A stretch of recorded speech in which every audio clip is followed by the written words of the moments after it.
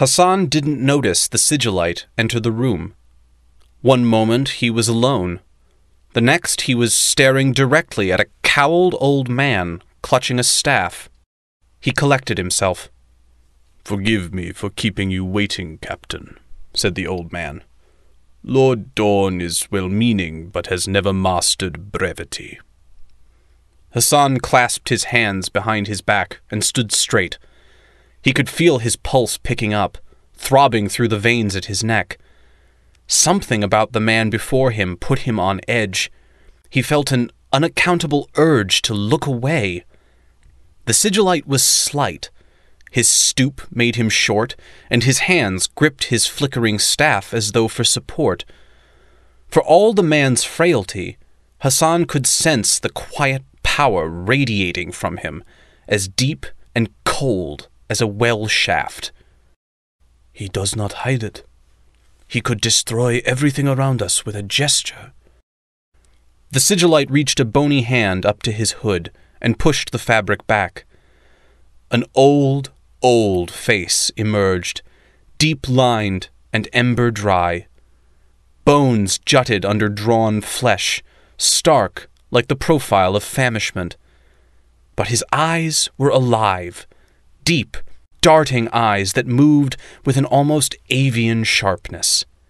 Those eyes held Hassan for a moment. He felt his mouth go dry. Then the Sigillite released him. He walked over to a low couch and lowered himself down. His movements were halting, like one who had once been trained to the peak of physical perfection, but had since been terribly wounded. It was a strangely affecting sight. Malcador leaned back, his grey face smoothed by a fraction, his clenched features relaxed. He put the staff aside, and his withered hands rested on his bony lap. "Sit." Hassan did as he was told, moving over to a leather armchair facing the couch. He felt his hands trembling. "Will you drink?" asked Malcador, glancing at a carafe on the table between them. As soon as he mentioned it, Hassan felt a thirst kindle at the back of his throat. "No, thank you." Malcador poured himself a glass of what looked like wine. He brought the glass up to his hooked nose and let the aroma linger for a moment. "I remember when there were vines in Franc," he said. He took a sip, swirled it in his mouth, and swallowed. "So much easier now. It even tastes as good. Or does it? How would we know? Who now lives who walked the vineyards of old?" He pursed his thin lips, pensive. "Some of us remember," he said. Then his eyes snapped up, as unwavering as a raptor's. "What were you doing in Gyptus?" Hassan swallowed. "Clandestine mission, Lord. Orders received from the palace, maximum secrecy, military priority. We were given coordinates, times, access to an army lifter. Then we left." "Was that all?" "I'd been given the location of a single bunker." Hassan paused. "I checked it, just as always. Right until the end, I thought we'd got it right." Malcador nodded. "Right until the end." Hassan felt his cheeks flush. The humiliation of it had still not left him. "Perhaps if we had known what we were looking for," he began, then trailed off. "But that would have defeated the point, would it not?" said Malcador. "Knowledge is dangerous in your profession. It is dangerous in all professions. If it were up to me, knowledge would be strictly rationed. It would be doled out only to those capable of handling it. 12 souls, no more. An infinite empire can be run by 12 good men if only they remain true to their calling." His expression darkened. "Though that can never be guaranteed, can it? Even the strongest have their flaws. Such is the tragedy of our species." Hassan tried to listen, to keep up, Malkador's mind seemed to roam freely, passing from matters at hand to far-off issues of galactic governance. Hassan began to wonder if the old man were entirely sane. Unexpectedly, the Sigillite smiled then. Like all his gestures, it was a compromised movement, at once bitter and mirthful. "The Emperor and I have a debate," he said. "It has been running for a long time, and I miss our discussions now that he is gone. Such a powerful intellect, blunt but powerful, and, very occasionally, even a sense of humor, of a sort. Would you credit that?" Hassan listened cautiously. He didn't understand what Malkador meant when he said the Emperor was gone. He was not. Surely he was not. Where would he have gone to? Hassan wanted to ask, but Malkador kept on talking, just as if the absence of the Master of Mankind from the eternal seat of power were a trivial thing, hardly worth lingering over. "This is our debate.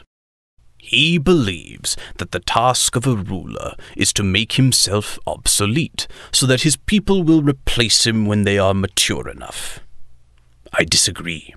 I do not think we will ever be mature enough for that. I believe that no one but he will ever be strong enough to hold mankind together, even for a moment. He is quite exceptional, you know.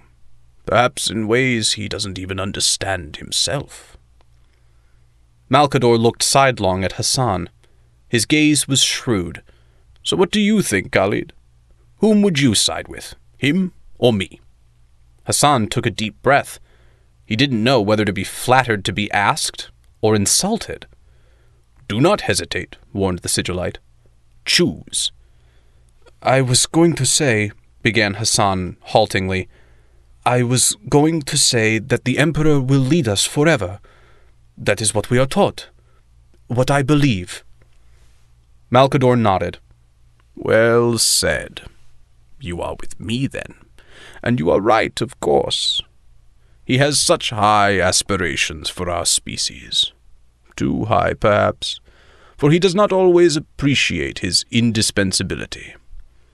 But will he be around forever? That is the great question. That is the current test." The Sigillite brought his hands together, linking his fingertips. He seemed distracted. "The war for the throne has already started," he said. "Even now I feel the eye of the arch-traitor upon us, pressing against my mind like a cancer. I hear the voices of his brothers, fawning over him, plotting with him, and against him. I remember how they were, each of them, in conception and in reality. I see them as they are now, and the withering of their souls pains my heart. They have unleashed forces they cannot control. They have been lied to, and not only by the enemy. It breaks me to witness it." Hassan didn't know whether to keep listening. It suddenly felt like he was intruding into some private grief. "Do you know," murmured the Sigillite, "out of them all, if I could have saved just one, it would have been Lorgar. Even though he despises me, and even though I was wounded by him, he was such a fragile soul, so subtle and ready to bruise. We might have handled him better. Did we make mistakes with some of them? Surely we did, though I fear the time to correct them is now long past." Hassan watched. He waited. Little of what the Sigillites said made sense to him. He wondered if that was part of the ordeal or some convoluted means to catching him out.